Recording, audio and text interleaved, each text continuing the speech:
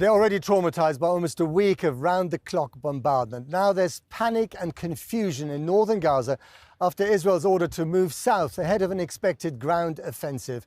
More than half of Gaza's population live in the area north of the Gaza River that's been told to evacuate.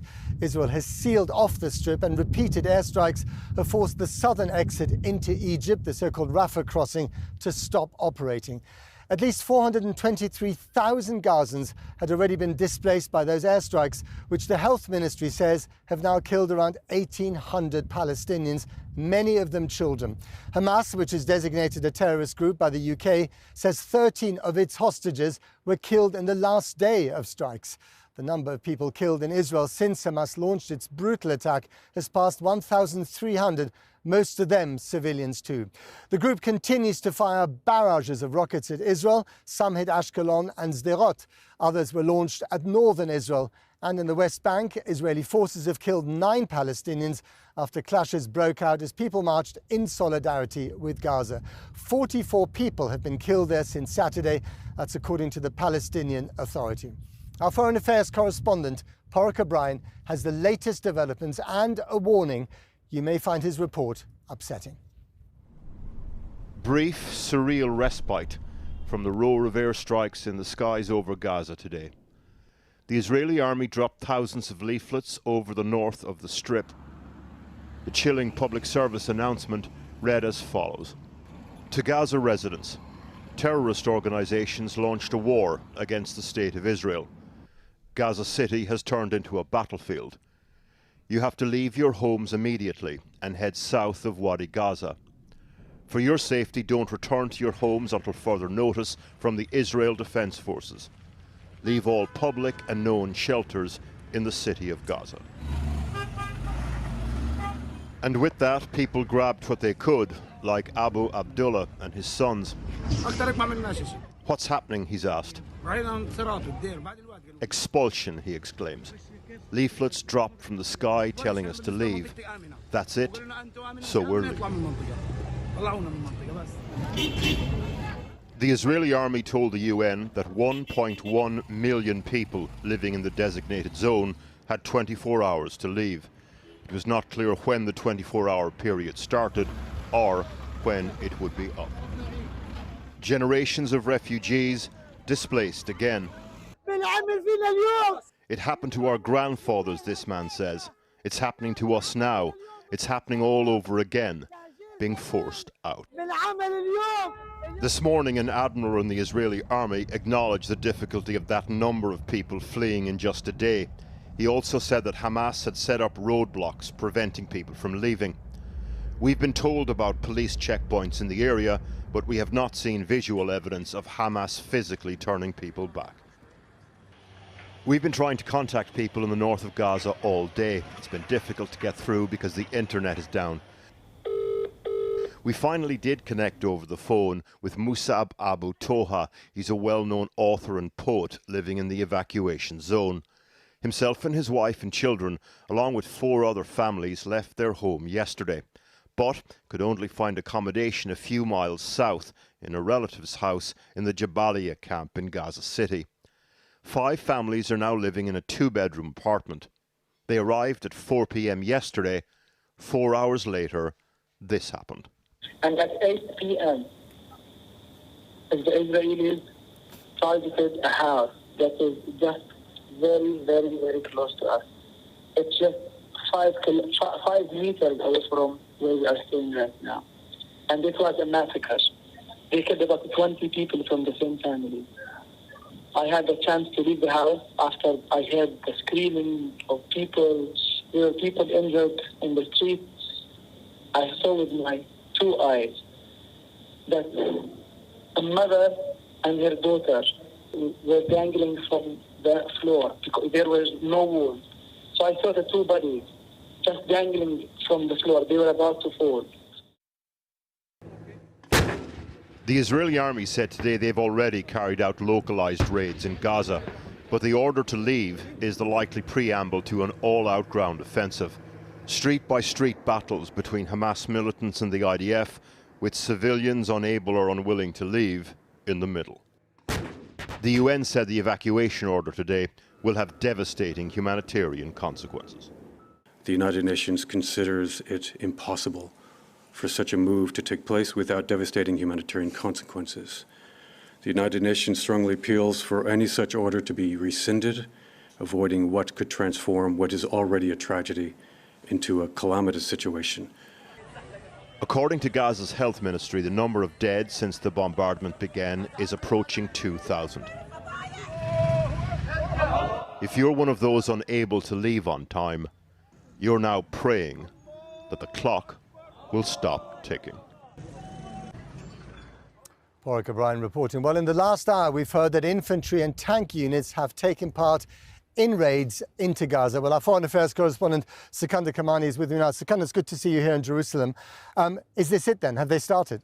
Well, look, information just emerging about what the Israeli army is calling a series of localized raids by soldiers and tanks into the Gaza Strip aimed at helping locate the hostages, the more than 100 Israeli hostages that have been taken by Hamas into the Gaza Strip. So this doesn't seem like it's the start necessarily, or the very absolute beginning of this ground offensive, though that could well be imminent, because we've been hearing this very controversial, much criticised order from the Israelis for everyone in the north of the Gaza Strip to evacuate down to the south. So it does seem that it's about to happen. But coming back to this issue of Israeli hostages, that we know is a real priority for them. We've seen as well, just in the last few minutes, Hamas release a video in which you see their armed fighters with Israeli soldiers, with Israeli babies. Now, presumably they're doing that because they want to show that these children are being looked after, but really it's a very, very chilling video.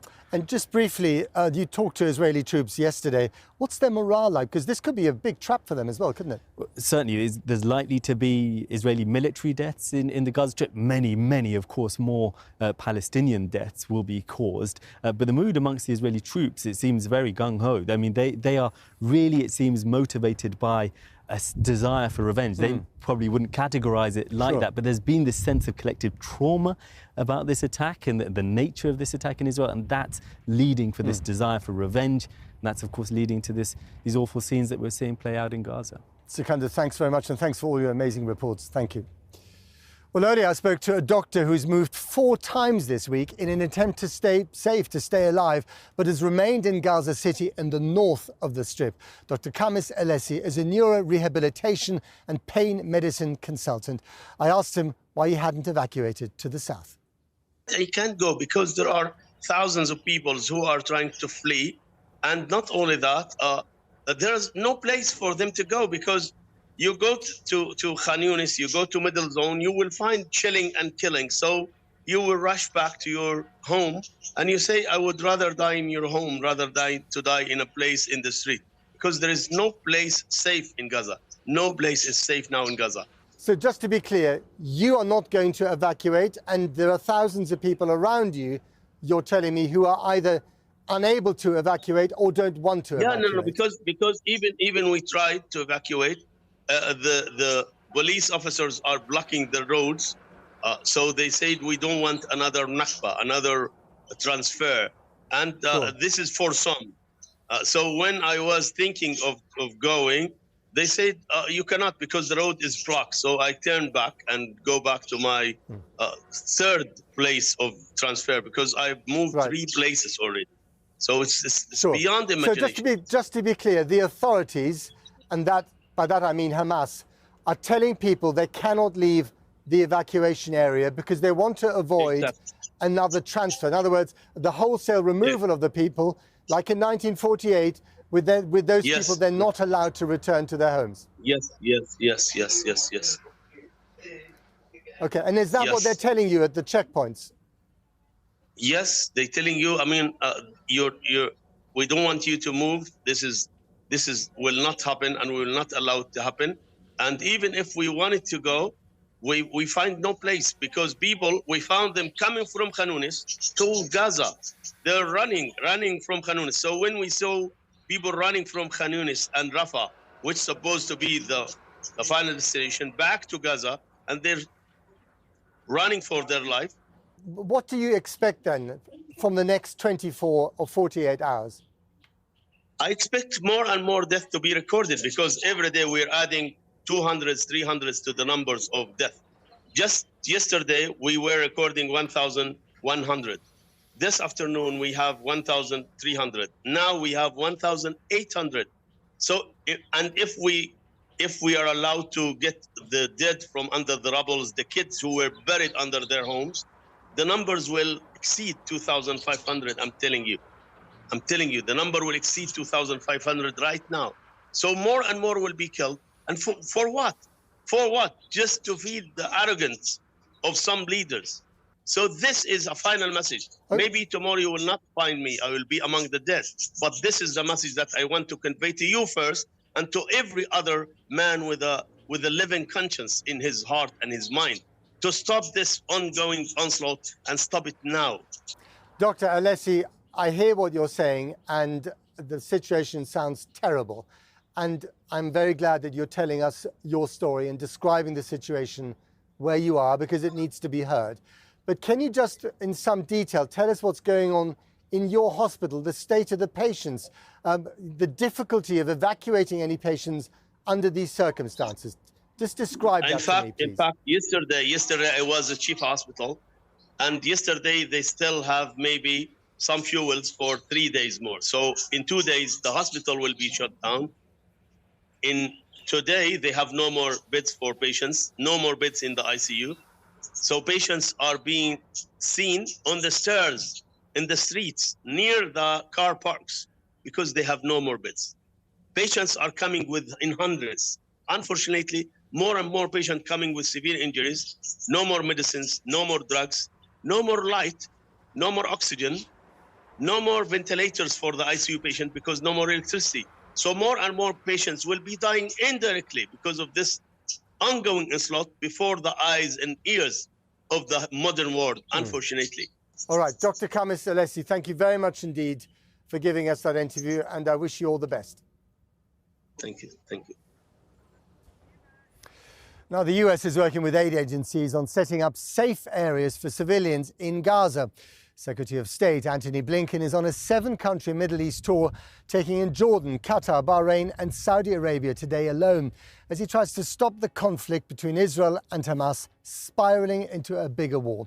It already threatens to pull in Lebanon after Israel shelled the Lebanese army observation post at the border. The Reuters news agency says that one of its journalists was killed. Friday prayers in Jerusalem are never straightforward, even in calmer times. But danger now hangs in the air, more than ever. As pungent as the tear gas used to attempt to defuse the situation.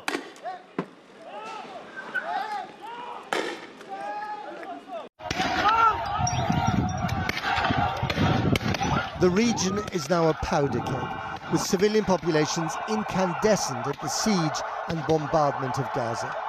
Many of those in Jordan used to live in the neighbouring West Bank, but authorities there were pushing protesters back from the border with tear gas, a sign of the tightrope that Israel's neighbours are now walking, how to express outrage without escalating the conflict.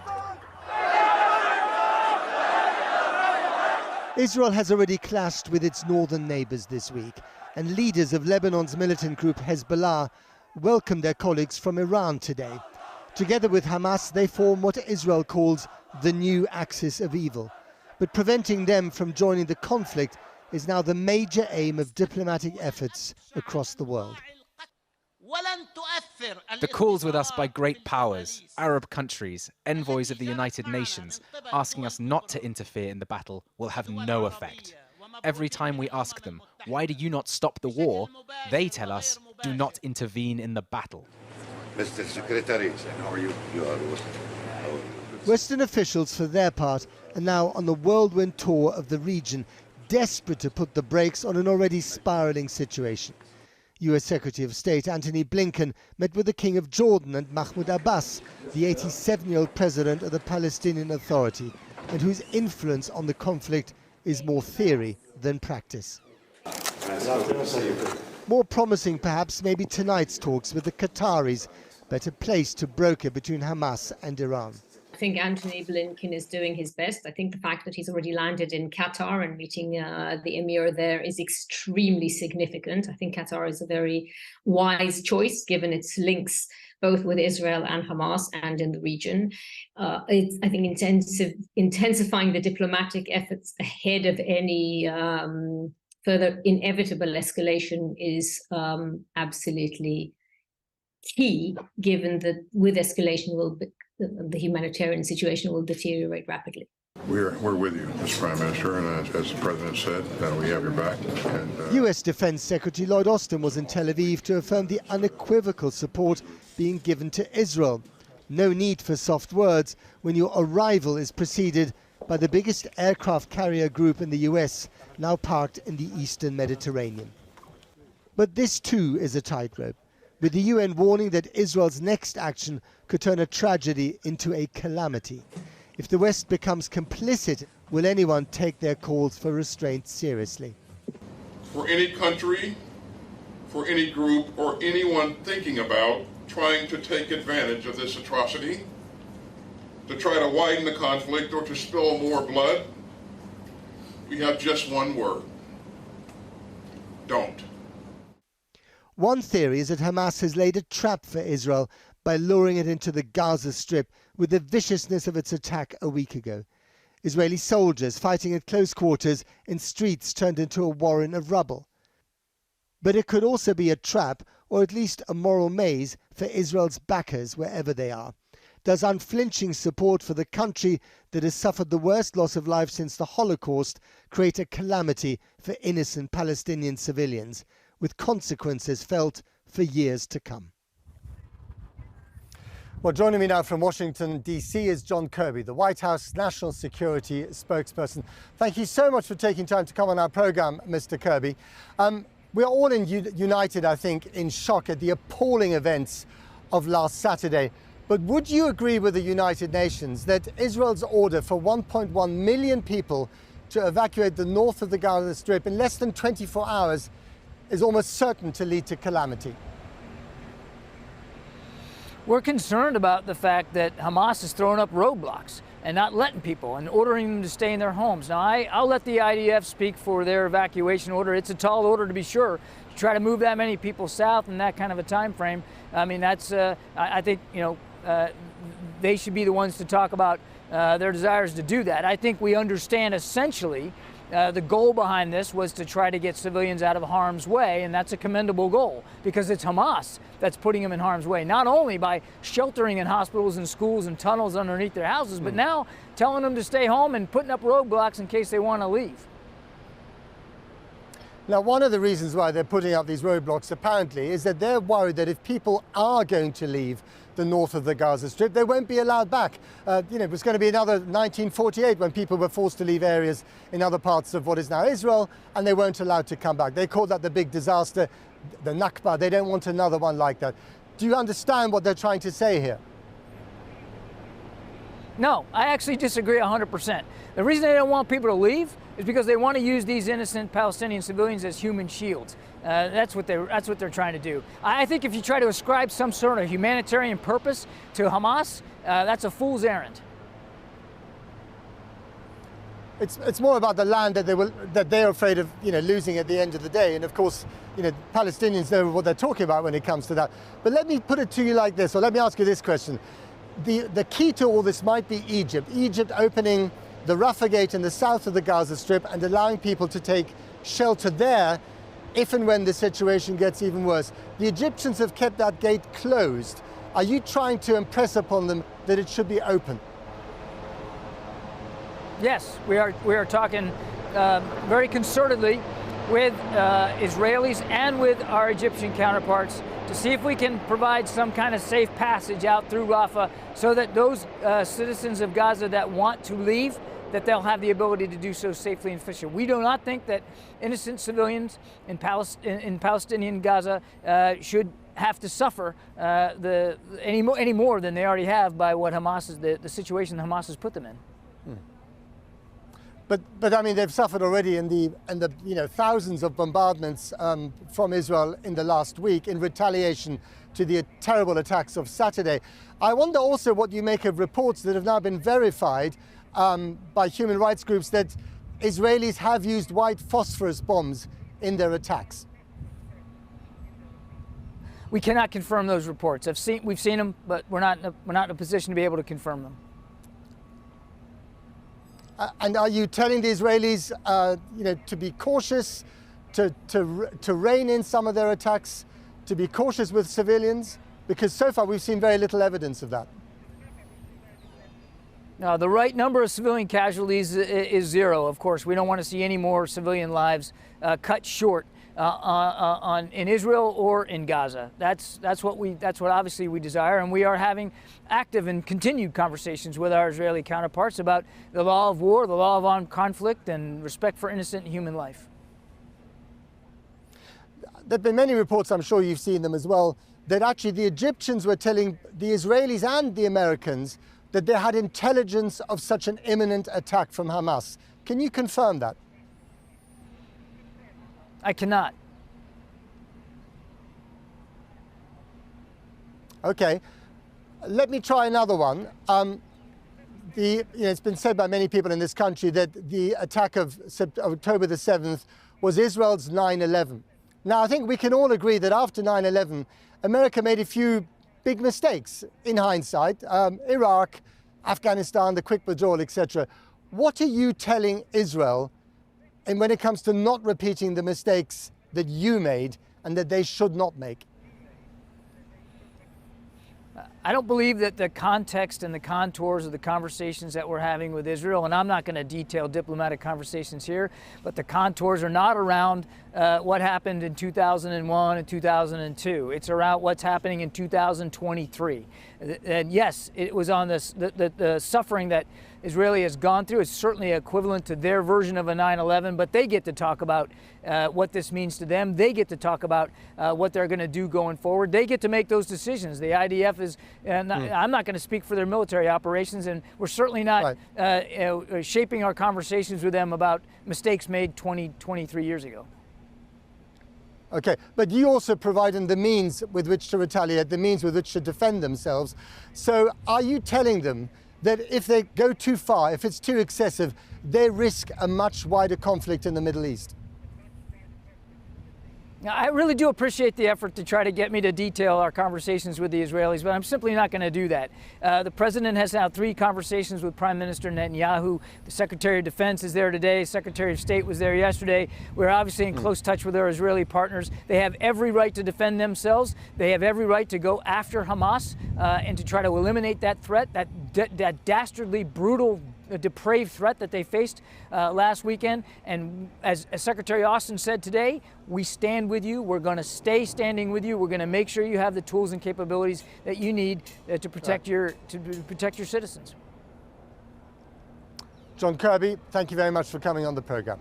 Now, many countries in the Middle East have urged Israel to hold off on plans for an all-out assault on northern Gaza. With roads turned to rubble by airstrikes and fuel running out, the UN says it's impossible to evacuate such a huge number of people in such a short space of time. And for people who are seriously ill or injured, it amounts to a death sentence. Paul McNamara looks at what such a massive evacuation means in a place like Gaza and how a ground invasion might unfold. Tanks and troops amassing in their thousands along the border with Gaza. Positions already dug in and firing. What's expected next?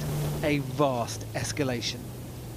Israel has called for everyone north of the wetland called Wadi Gaza, including Gaza City, to evacuate south. Some 1.1 million people.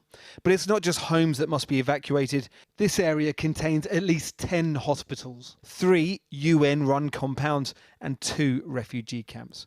From the top of Gaza to the Wadi, it's only about 10 miles, a 4-hour walk on clear roads. But since Saturday, there have been more than 6,000 airstrikes across Gaza, leaving many roads unpassable. And if the deadline is to be met, since announcing it last night, 46,000 people would have had to cross from north of Gaza to the south every single hour. What's going to happen is not yet wholly decided, The basic choice is whether you essentially have a raid where you go in, do what you can, and then get out again as quickly as possible, or you really attempt to change the political and military situation within Gaza, which will take a much longer time. Some 300,000 Israeli reservists have been activated, alongside a standing force of more than 160,000, outnumbering Hamas's estimated 30,000 fighters. If a ground invasion ensues, the result is likely to be devastating, say strategists. If I was to characterize it as anything, it will be like Mosul or Raqqa in Iraq and Syria. The Iraqi security forces, with coalition air support, had to go do block by block fighting to clear Daesh out of Mosul, and Mosul was devastated as a result. And if Hamas intends to fight for every inch of the ground as Daesh did in Mosul, then that's probably what it's going to look like.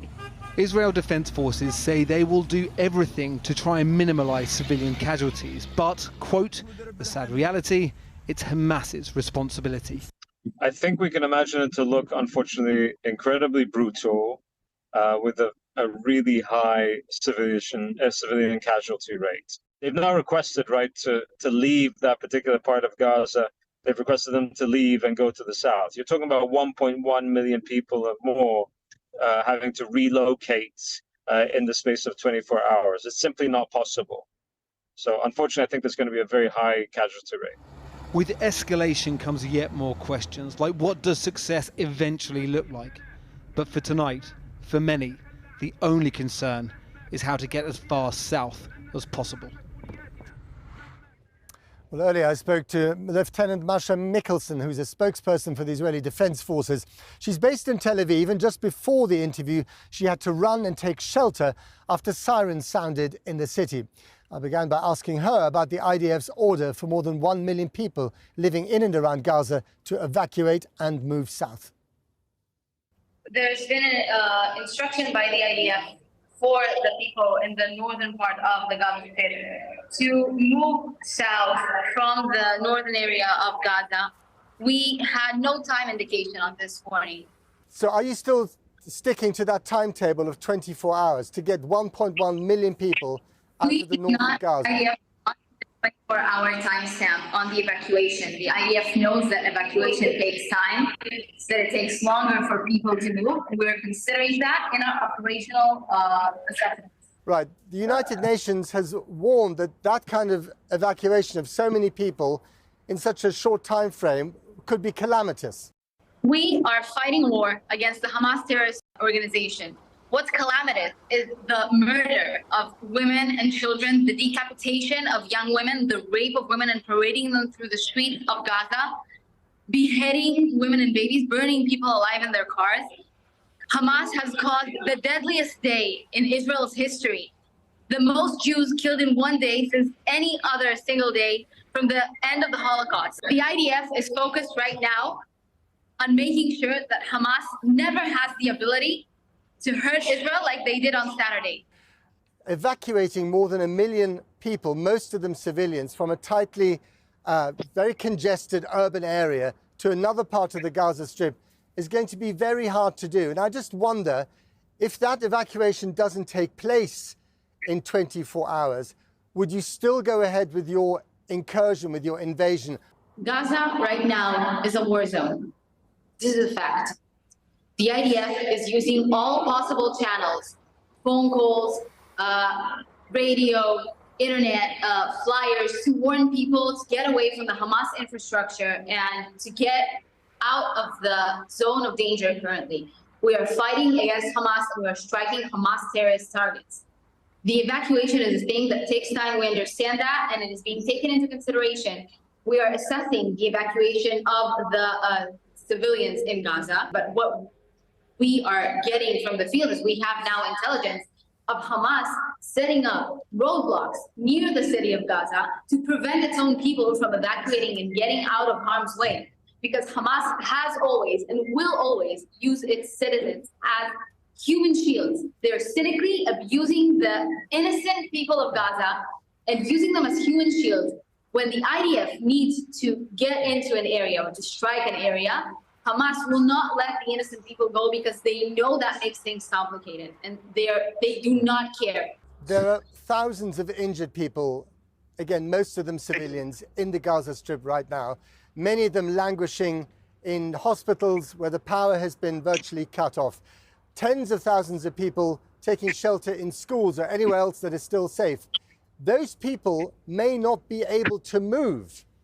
When there is a person sick in a bed, they're not a target. But when a school is used to launch rockets, it's not a school, it's a launching pad. When a mosque is used to store weapons, it's not a mosque, it's a weapons storage. So if there is an innocent civilian there, they're not the target. It doesn't sound like you're going to take a great deal of care to save civilian lives. That is absolutely untrue. The IDF cares about non-combatants who aren't involved in terrorism, and we are aware and have always been aware that Hamas is cynically abusing the IDF and Israel's care for human life to advance their own terrorist targets. Can we expect the incursion to start in the next 24 or 48 hours? All military options have been presented to the Security Cabinet and political echelon. A ground operation is one of them.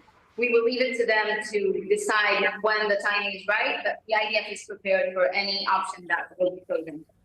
Okay, going to leave it there. Thank you very much indeed, Lieutenant Masha Mikkelsen. Thank you. From Baghdad and Tehran to Islamabad and Paris, protests have been held around the world supporting Palestinians and condemning Israel for its airstrikes. Such protests have left Jewish communities fearing that they'll be targeted as anger grows over Israel's response to the unprecedented attacks on its people on Saturday. And a warning, there are some distressing images in Jane Deet's report. Friday prayers in Baghdad. Tens of thousands took up a call from a former Hamas leader for Muslims to take to the streets in support of the Palestinian people. In Tahrir Square, Israeli flags marked with a red cross were set alight. We're demanding the victory of our people in Palestine, the end of the blockade on Gaza, and to reach our voices to the United Nations, as there are random killings of our people in Palestine. In Beirut, Hezbollah protesters headed for the offices of the UN. They chanted, "God bless Gaza." In Tehran, too, there were demonstrations against Israel and the West. We shall only be silent when we're dead. Tell Israel, America and England that we are the nation behind Palestine and its people. Europe is tense. Pro-Palestinian demonstrations have been banned in Berlin and everywhere in France, the authorities fearing violence.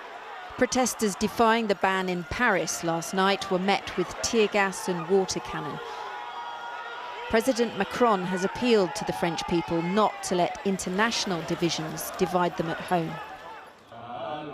In Warsaw, people of different faiths gathered to pray for peace. Thank you so much, and I would like to say that I'm sorry for what's happening. The prayers were led by Poland's chief rabbi and joined by Christians and Muslims.